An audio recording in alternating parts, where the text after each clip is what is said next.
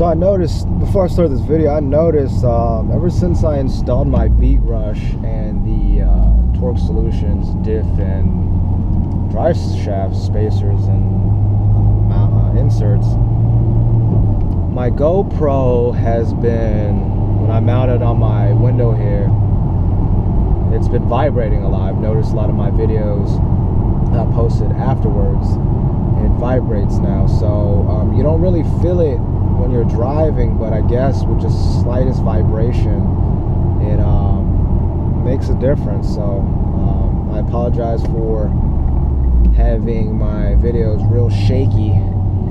Probably going to have to find a way to prevent that. So, but anyways, my topic for today was a couple things that I don't like about the EVO. There are a few things that are kind of annoying, that are, you know, I wish I would have, I mean, it wouldn't have changed my decision. Just granted, I just know what type of car the EVO is, but I wish, you know, somewhere online would have posted up, you know, things that were kind of negative on the EVO. So the first thing that I've noticed about the EVO, if you have lower back problems, these Recaro seats for a period of time will mess up your back. I have lower back problems. My lower back gets tight. So these seats, granted that they're very comfortable when you first sit in them, and they are extremely snug, you know, when you sit in them. They're great seats, but just for a prolonged period of time, they do start to hurt your lower back.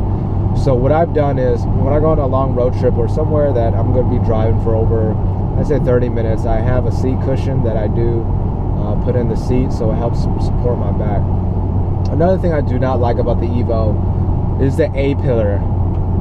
This section right here is just, I hate it. It's very annoying. It creates a huge blind spot. The side view mirrors are huge. They're extremely huge. The A-pillar with the speaker, it just, for some reason, it's just so big. And when I drive my my daily, my Honda Civic, you know, their A-pillar is so much smaller, and I don't remember any other car that I've drove where I had a problem turning and I can't see the curb or something at a tight area because it's the A-pillar with the side view mirror. It just obscures your vision. It's a huge blind spot. That's probably the most thing I don't like about this car. Another thing I don't like about this car, the shifter. The OEM shifter was terrible. I did not like it. Very long. As some of you may know, the transmissions in this car is very very notchy, in a point where it grinds sometimes, and sometimes it doesn't go into gear. One of my first mods that I did to this car was to get the TWM shifter cage, and that helped improve shift feel. And I don't want to say it got rid of the notchiness. It got rid of like the grinding.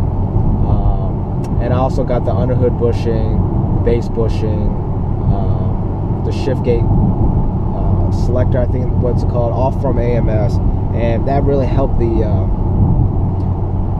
the shift feel of the car. Another thing I don't like about this car is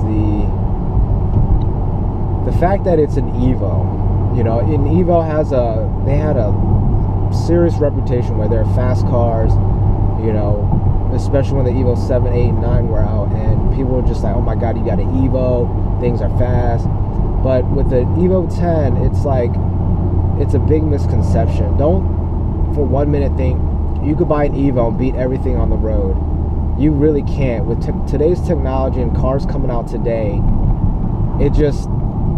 EVOs aren't that fast anymore from this factory.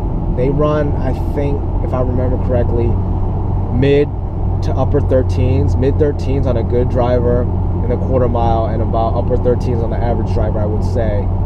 And it's just, you know, when you have all these cars that want to race you and stuff, you're just like, oh man, I got an EVO, they're fast.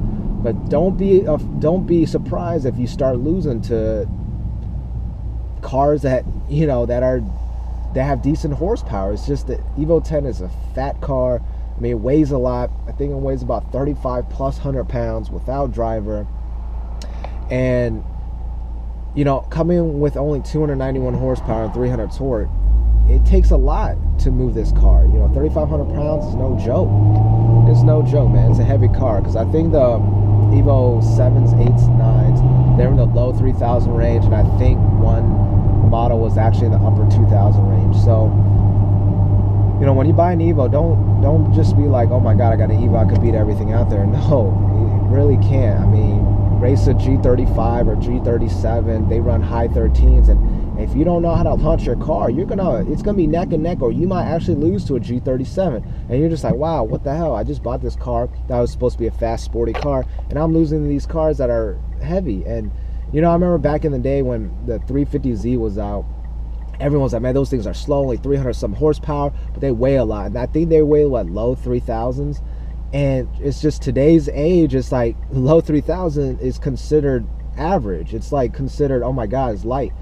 But when I was growing up and when I started getting into cars over 10 years ago, shit, when your car was 2,900 pounds, it was still considered not light. It wasn't heavy, but it wasn't light.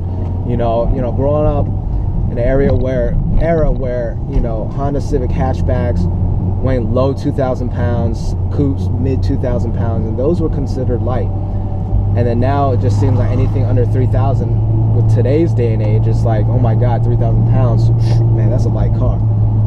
You know, so, you know, when you get an EVO, always remember, it's a fat car. It's a heavy, fat fucking car.